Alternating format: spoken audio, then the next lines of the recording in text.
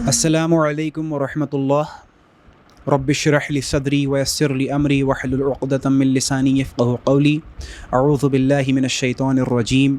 बिस्मिल्लाहिर रहमानिर रहीम। ये youth club की तरफ से द कुरान सीरीज़ की पहली वीडियो है और इसमें हम सूरतुन नबा पे गौर व फ़िक्र करेंगे। सूरतुन नबा सूरह नंबर 78 का नाम है और ये मक्की सूरत है। और अब ज़रा इसके शान नुज़ूल पे नज़र करते हैं। सूरतुन नबा का नाम इसी सूरह की दूसरी आयत से लिया गया है, जिसका मतलब एक ख़बर है। और इसके कॉन्टेक्स्ट से हमें ये मालूम होता है कि ये मक्की दौर की इब्तिदा में नाजिल हुई है और इसका मेन थीम आखरत से रिलेटेड है। इसका जो मेन एम है वो यही है कि वो डराया जाए इंसानों को कि जो आखरत का इनकार करेगा, उसको झुटलाएगा, उसके कॉन्सिक्वेंसेस क्या उसको देखने पड़ेंगे, और खुशखबरी देना उन लोगों को जो आखरत को मानेंगे उनके कॉन्सिक्वेंसेस क्या होंगे। इसमें जहन में रखने के लिए ये ज़रूरी है कि जब नबी सल्लल्लाहु अलैहि वसल्लम ने इस्लाम की दावत का आगाज़ किया तो उन्होंने 3 नज़रियात पेश किए, 3 डॉक्ट्रीन्स पेश की। सबसे पहली डॉक्ट्रीन थी तौहीद की डॉक्ट्रीन, जिसका मतलब है कि अल्लाह ताला को एक मानना, खुदा को एक मानना, अपने रब को एक मानना। अब अगर हम मक्कन्स को देखें, मक्का के लोगों को देखें, तो वो तौहीद को माना करते थे, लेकिन उसमें एडिशन किया करते थे कि जो हमारे बुत हैं, जो हमारे दूसरे माबूद हैं, कोई ना कोई पावर उनके हाथ में भी है, वो भी हमारी सिफारिश कर सकते हैं, वो अल्लाह के प्यारे हैं, अल्लाह ताला उनका भी मानता है, लाजिमन मानता है। तो ये एडिशन वो तौहीद में किया करते थे। दूसरी डॉक्ट्रीन, दूसरी नज़रिया जो पेश किया वो रिसालत का था कि नबी अलैहिस्सलाम मोहम्मद सल्लल्लाहु अलैहि वसल्लम को अल्लाह का रसूल मानना। तो ये भी हज़म नहीं होती थी मक्का के मुशरिकों को, लेकिन वो इसको जुटला भी नहीं पाते थे, क्योंकि 40 साल ज़िंदगी नबी अलैहिस्सलाम की उन्हीं के दरमियान गुज़री। उन्होंने उनको अस्सादिकुल अमीन का खिताब दिया, यानी कि सबसे सच्चा और सबसे अमानतदार। तो दूसरी डॉक्ट्रीन को जुटलाना भी उनके लिए बड़ा मुश्किल हो जाता था। लेकिन जो तीसरा नज़रिया था, तीसरी डॉक्ट्रीन थी आखरत की, ये सबसे ज़्यादा प्रॉब्लमेटिक थी उनके लिए। ये सबसे ज़्यादा गले की हड्डी बनी हुई थी उनके लिए। ये वो हज़म नहीं कर पाते थे इस चीज़ को कि कैसे पॉसिबल है कि इंसानियत की स्टार्टिंग से लेकर क़यामत के दिन तक इतने सारे लोग आएंगे, फिर वो मर जाएंगे, फिर उनकी हड्डियों का चूरा बन जाएगा, गल जाएंगे वो मिट्टी में। कैसे पॉसिबल है कि उन सबको ज़िंदा किया जाए उनकी फ़िज़िकल बॉडीज़ में। एक तो ये, दूसरा उन्हें ये भी समझ नहीं आती थी कि ये चाँद और सूरज कैसे ख़त्म हो जाएंगे, यानी कि उन्हें जो ये प्रेजेंट ऑर्डर वो अपने आसपास देखते थे, इसका दरहम बरहम हो जाना, इसका कोलैप्स हो जाना उनको समझ नहीं आती थी।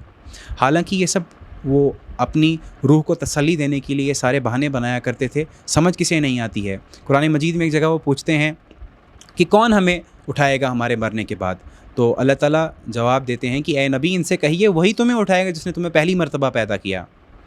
तो ज़ाहिर सी बात है ये सारे ढकोसले थे उनके। तो ये 3 डॉक्ट्रीन्स पेश की नबी सल्लल्लाहु अलैहि वसल्लम ने स्टार्टिंग में। और यहाँ पे उस एनालॉजी का भी ज़िक्र किया जाए जो आखिरत को लेके अक्सर हम बयान किया करते हैं। फ़र्ज़ करें कि हमें प्यास लगती है, इससे हम ये डिराइव कर सकते हैं कि पानी एग्ज़िस्ट करता है। अगर पानी in the first place exist नहीं करता तो हमें प्यास भी नहीं लगती, और अगर हमें प्यास लग रही है इसका मतलब पानी एग्ज़िस्ट करता है। हमें ऑक्सीजन की ज़रूरत पड़ती है, इसका मतलब ऑक्सीजन एग्जिस्टेंस में है। ऐसी कोई चीज़ नहीं जिसकी ज़रूरत हमें है लेकिन वो एग्जिस्टेंस में नहीं है। तो इसी एनालॉजी को आगे लेके अगर चला जाए तो हर शख्स जस्टिस से मोहब्बत करता है, जस्टिस चाहता है। हर शख्स इंसाफ चाहता है। कोई भी नहीं चाहता कि उसके हक़ तलफ़ी हो, उसका हक़ मारा जाए, उसके साथ जुल्म ज़्यादती की जाए। तो अगर हम अपने आसपास देखें तो जस्टिस हमें मिलता नहीं, नज़र नहीं आता। अगर हम हिटलर की एग्ज़ाम्पल लें, उसने 60 लाख ज्यूज़ का कत्ल किया, तो अगर उसको दुनियावी तौर पे सज़ा दे भी दी जाती तो कैसी सज़ा दी जाती? उसको या तो डेथ पेनल्टी, कैपिटल पनिशमेंट उसको मिलती, वो तो एक शख्स की भरपाई होती, एक शख्स के बदले उसको जो उसने कत्ल किया था उसका जस्टिस मिलता, लेकिन कंप्लीट जस्टिस उसको नहीं मिलता। हालांकि दूसरी साइड हम जस्टिस चाहते हैं। तो इससे हम ये डिराइव कर सकते हैं कि कोई ना कोई लाजिमन ऐसी दुनिया होनी चाहिए, कोई ना कोई ऐसा आलम होना चाहिए जहाँ पे जस्टिस मिले, प्रॉपर जस्टिस मिले। तो इसी को इस्लाम प्रेजेंट करता है as the concept of here after.